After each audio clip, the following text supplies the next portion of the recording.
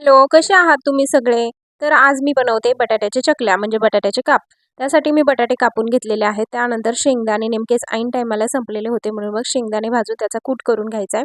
त्यानंतर कढई पुन्हा तापायला ठेवली. त्यामध्ये 1 चमचा तेल घातलेलं आहे. त्यामध्ये जिरी राई घातली आणि हे छानपैकी तडतडून दिलं. त्याच्यानंतर मग मी हळद टाकलेली आहे. हळद टाकल्यानंतर लगेच बटाटा धुवून टाकायचा आहे तेलामध्ये आणि छान असा हा परतून घेते. हळद सगळ्या बटाट्याला लागली पाहिजे त्यामुळे.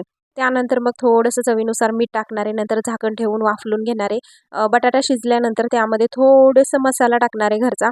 छान लागतो बटाटा, नक्की असा बटाटा करून बघा. हे पण छान असं परतून घेते. त्यानंतर मग शेंगदाण्याचा कूट केलेला होता ना, तो पण शेंगदाण्याचा कूट ह्यामध्ये मला घालायचा आहे. शेंगदाण्याचा कूट असा सुक्या बटाट्यामध्ये घातला ना, की खूप छान लागतो. बटाट्याचे काप खूप छान लागतात. चपातीबरोबर, भाकरीबरोबर किंवा दही जरी असेल ना ह्या बटाट्याबरोबर तरीसुद्धा खूप छान लागते. तर कशी वाटली तुम्हाला ही बटाट्याची रेसिपी?